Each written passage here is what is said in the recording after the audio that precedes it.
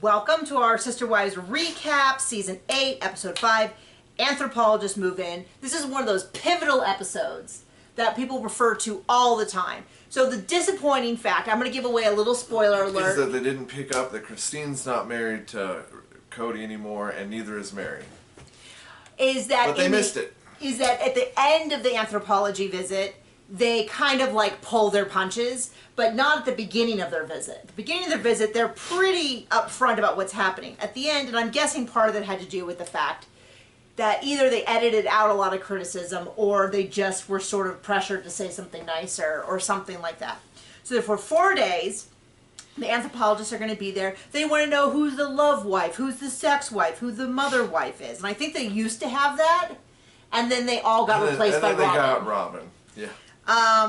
So the family all meets up at Christine's house. Some graduate students, 2 graduate students are going to come in. Antoinette and Rich are going to come in and observe for 4 days. We find out they're going to stay at Mary's house. Eventually we find out they're going to stay at Mary's house because she's the only one with empty bedrooms. Robin is really against this. I think I know why. See, this is my theory, is that Cody cares what people think, but he doesn't have any idea how the things he say read to the general public. Yeah. So he's always saying the dumbest stuff you've ever heard in your life without any realization as to why. And I do think he definitely wants to be well liked. He wants to be perceived as this amazing guy, this amazing husband, but he has no way of understanding that when he says things like, all my kids are a bunch of blank holes, that is not something that people say where you go, what a great guy, right? Yep. Sure. Oh, telemarketer. That's fine. Oh, now my computer's on. Hold on. Okay.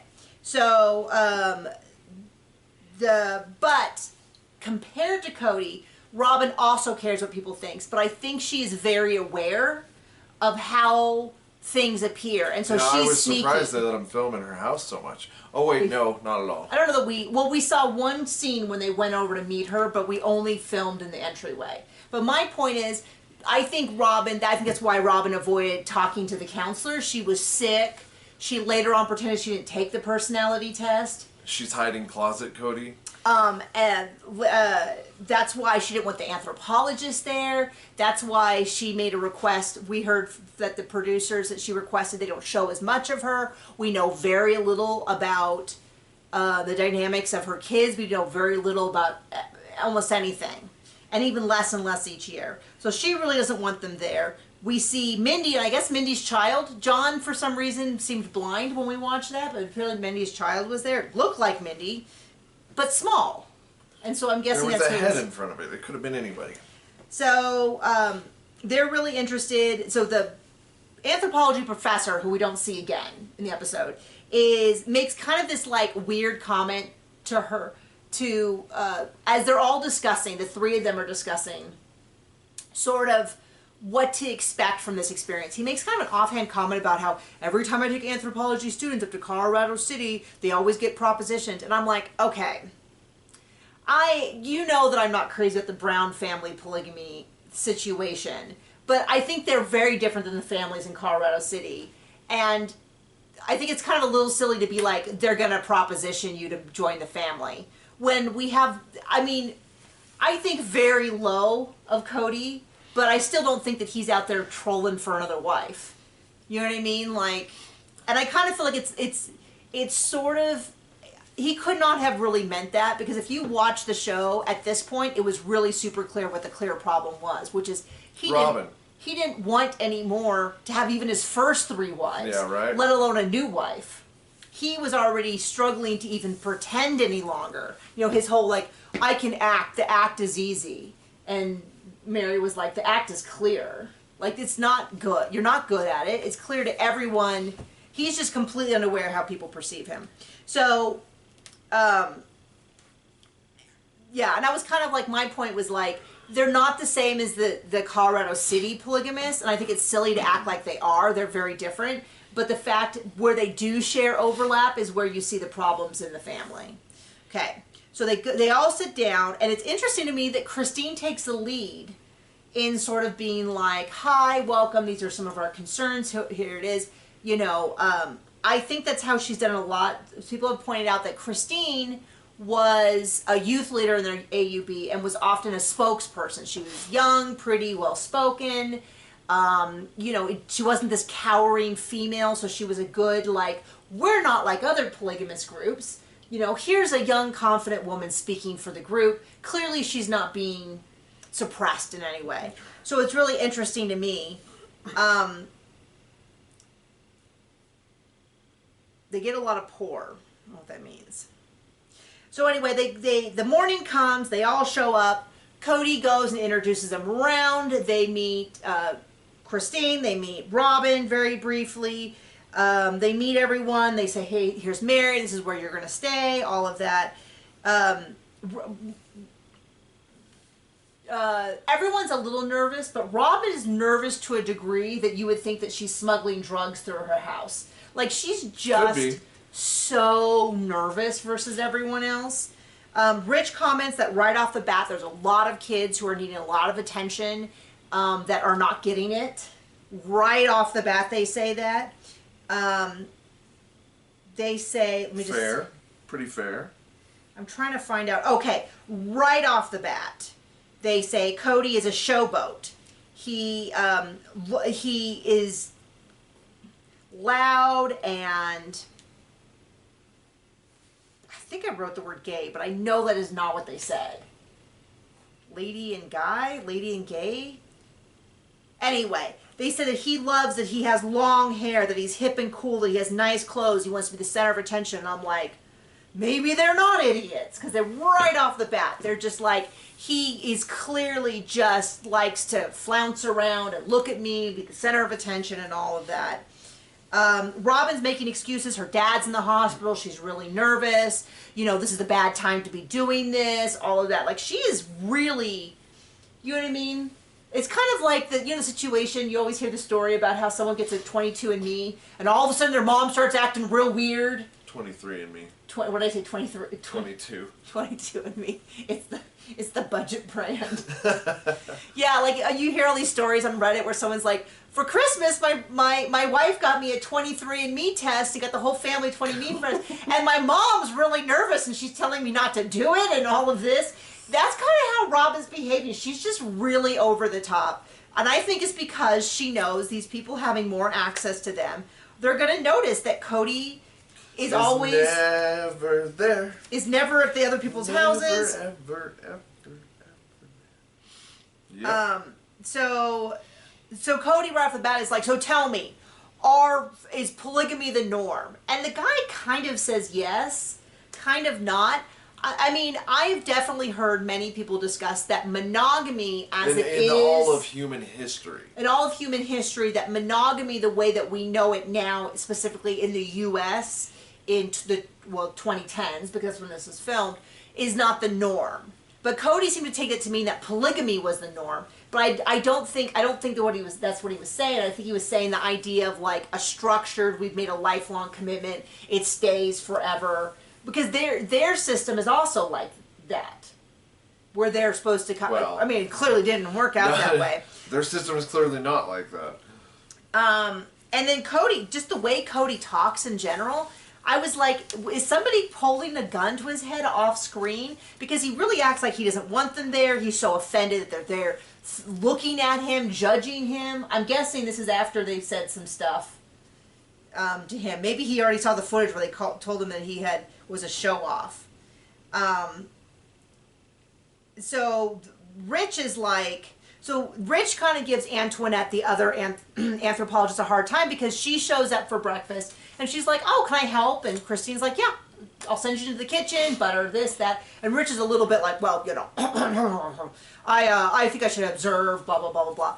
But then later on, when they're like playing a game, Rich is right in the middle of the game. So they're kind of doing a little bit, they get their own stuff coming off. Rich, I thought was kind of a little funny when he talked about marriage, because he's a little bit like, well, when I got married, everything changed and everything. And I was like, okay, buddy. So, to my ex-wife. To my ex-wife, I'm like a little bit like, okay, let's not project too much of your own stuff into the thing. But he's like, Cody considers, it was funny because he didn't say Cody is the leader of the family. He said Cody considers himself to be the leader, so I really need to get into his headspace. And my first thing is, I feel like going, you realize that this weekend that they're presenting is not a typical weekend. Because they spend all day, for at least the 2 days we saw of them, or 3 days even, whole day together, beginning to end. And I'm like, that is not how that works. Because they play tag, they have a barbecue. To be authentic, it would need to be 100% less Cody and Robin and their kids. Well, yeah, I mean, they're all together somewhere. Yeah. Just not with the rest of the family. Right. That's what I'm saying. And Mary's just sitting in her house alone waiting for the phone to ring. Right.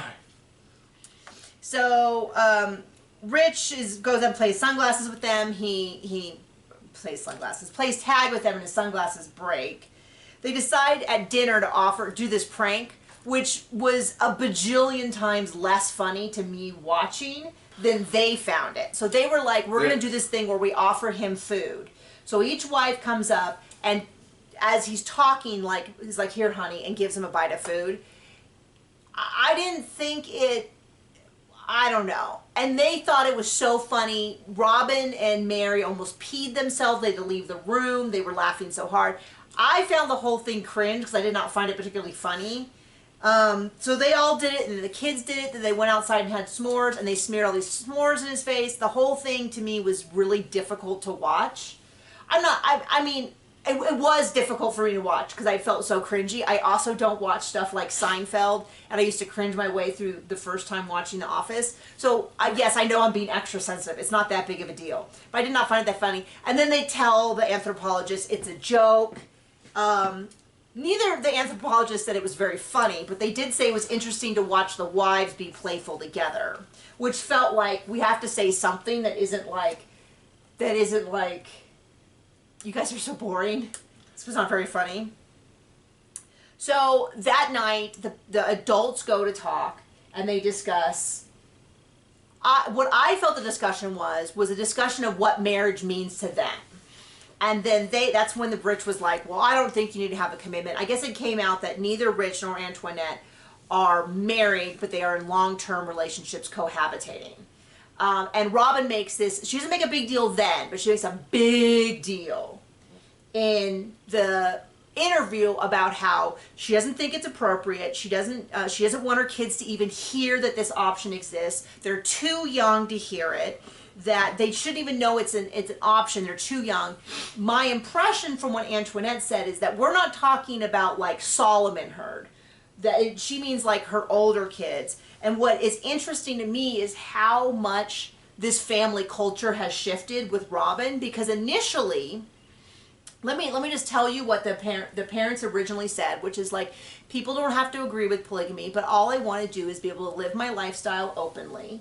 Not have to hide it. If they don't agree with our lifestyle, that's fine, as long as they give me the freedom to be able to live. That's what they've asked of polygamy. And now Robin is taking if somebody came to Robin and said, hey, I don't want your family to be public in front of my kids because they're too young to even hear about it. I don't want them to know that polygamy is even an option. And I don't want them to know that people are living that kind of lifestyle. Robin would say that they were being attacked. And this was a fundamental attack 100%. Of their nature. But she has no problem saying word for word the same thing about an adult woman saying, or man, saying that they live with someone they don't intend to marry.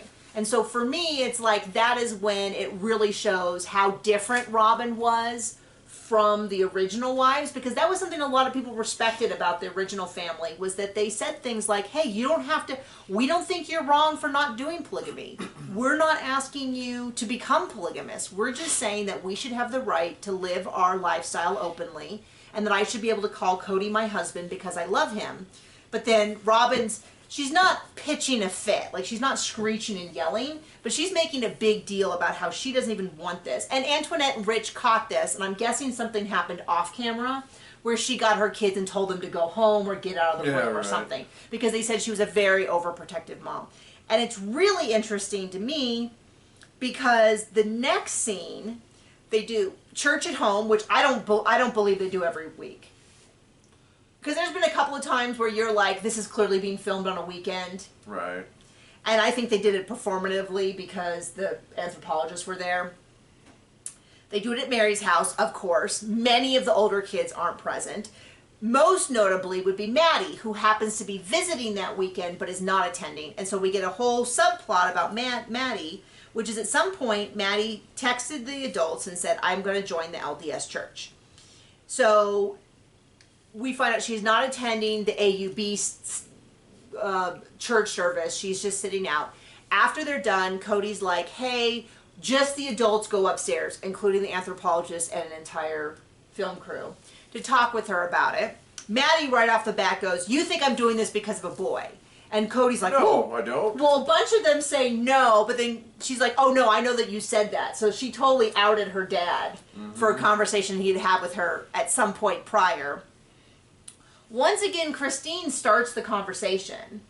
Hey, I got this text message. I should have called you immediately to talk about it, but you know, we're just concerned. We want to know kind of what's going on. I thought, man, what are they going to do without Christine now that Christine's gone? Because apparently, I know that Janelle doesn't like leading the conversation. Of course, she's also gone, so it doesn't matter.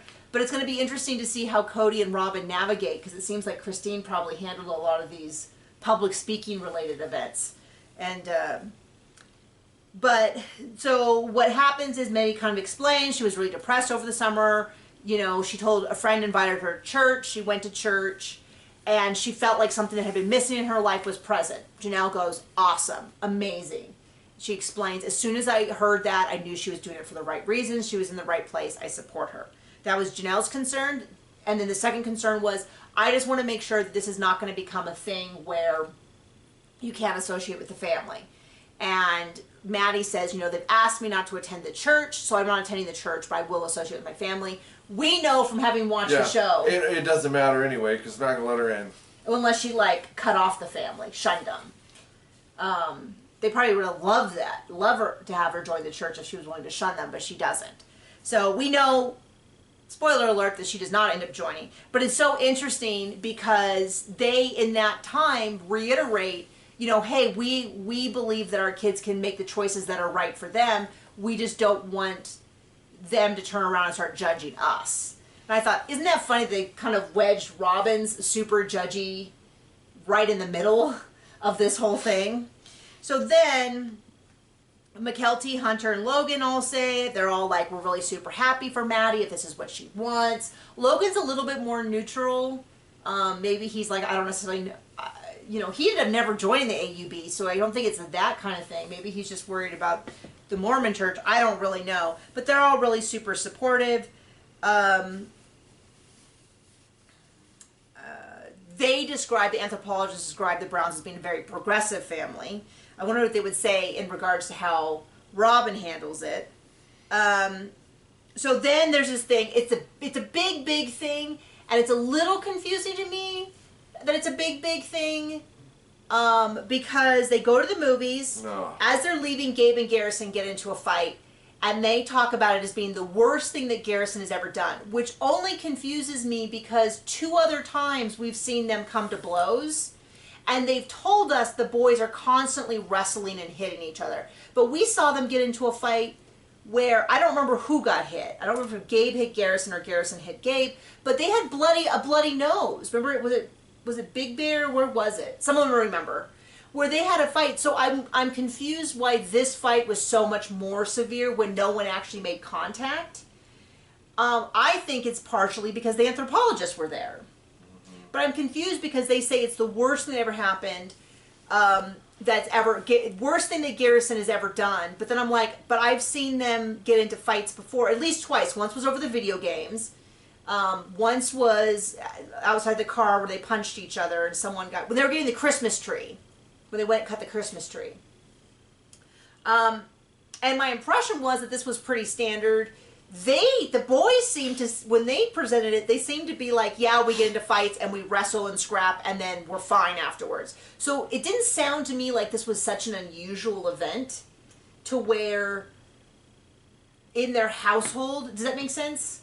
I'm not saying I'm a big fan of physical violence. It's just sort of like based on previous experiences, I didn't quite understand it. But they make it a big deal. I guess it also does matter that apparently there was a bike security and the security got involved. It was basically what happened was Garrison won in the front seat and Gabe won in the front seat. Gabe got there first. And then also the story kind of shifted because they said that Garrison went to punch him and then later on they said slap him.